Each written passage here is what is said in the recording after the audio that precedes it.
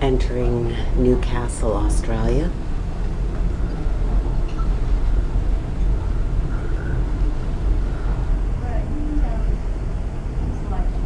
This is the city,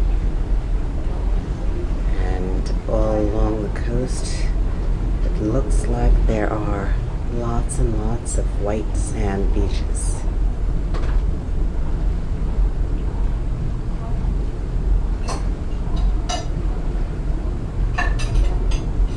As far as I can see.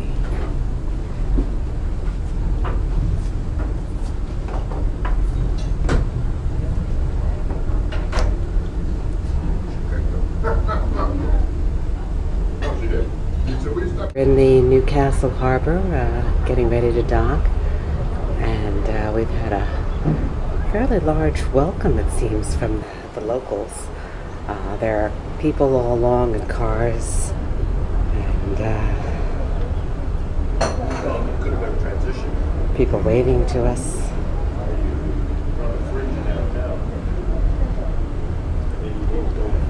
All along the beach there's all kinds of people.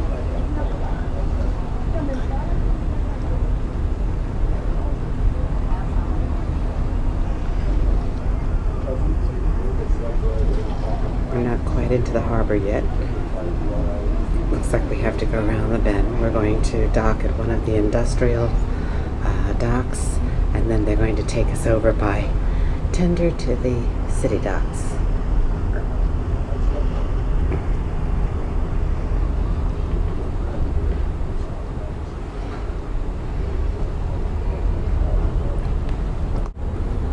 On the other side of the ship as we came in the harbor is a lighthouse. You may see it again later as we're leaving.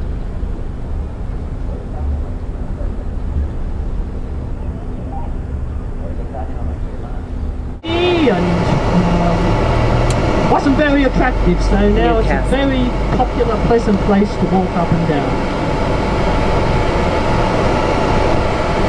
We're going up to the main building over the city, Christchurch Cathedral, which sits on top of the hill up here. First of all, as we go round the roundabout, on the left, if you just look out the window, you can see a time ball on top of our customs house. And that time ball is one of only very few remaining in the world. It drops down every afternoon at 1 p.m.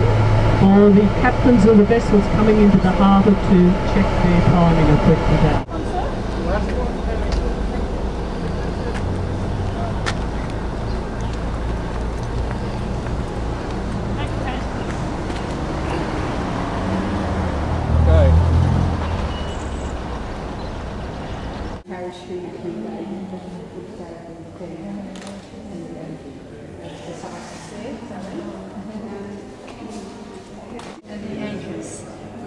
Relate to the port and St. Nicholas, of course, so that's lovely. So if you come this way, and I'm trying hard, if you'll gather up.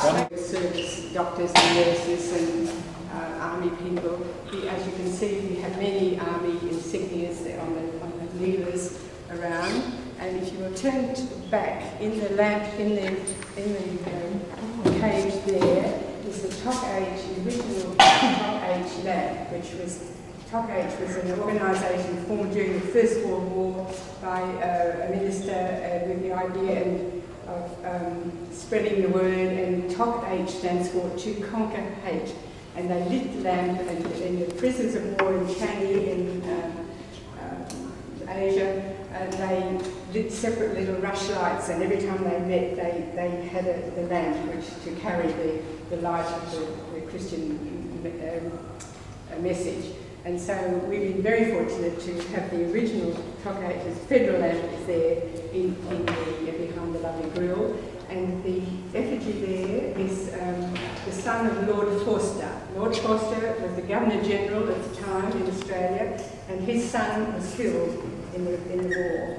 And this sculpture is by his best friend, a man called Cecil Thomas, who survived. They were in the army together. there is absolutely wonderful. There behind you, underneath, is the original foundation stone of this building.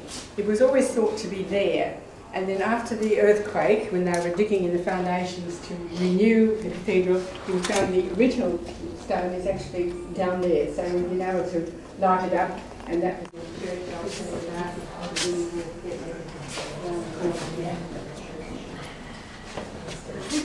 Family, and then where it was the Last Supper is carved in marble, is also considered quite a fine piece.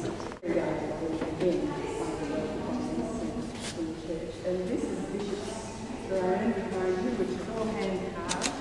And if you look closely at it, you'll see. And that was an innovation and something that came about because of the need to find some way to strengthen the wall without taking the wall down. You can see, so just with all the tapestry is very lovely. The wooden structure, the wooden carving is a facsimile of the tower cathedral's image. These two towers, spirals sort of wonders, and that's just a cover up.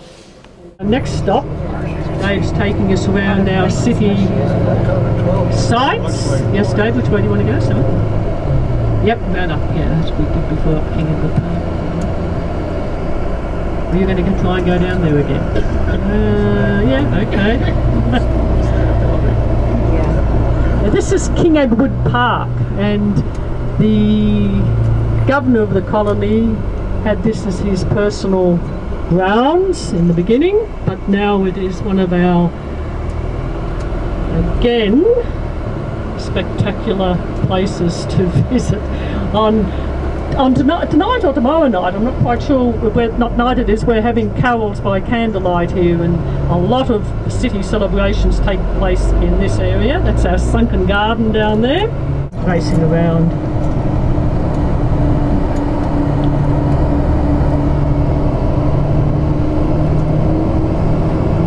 Coming, sorry. Yep, that's well.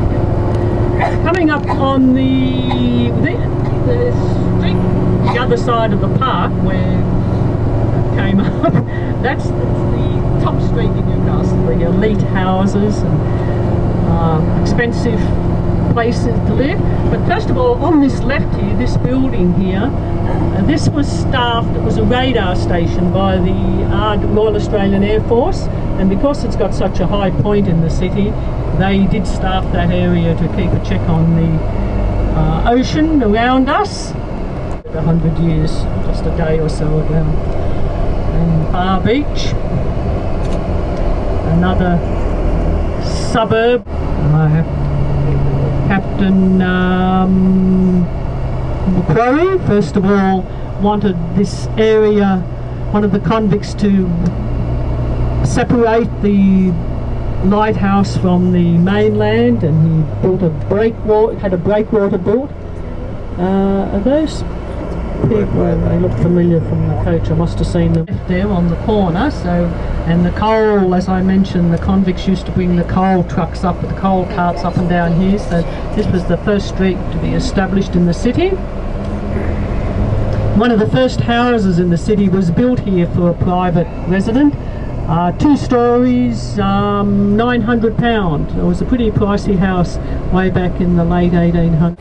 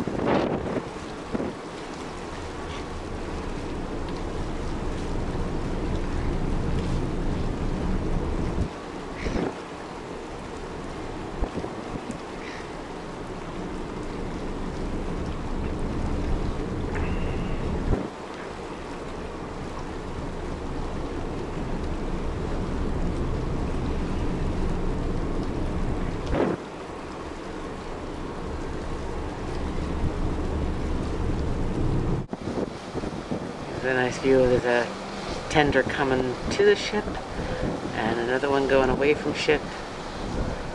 And there's the dock that we were at earlier in the day.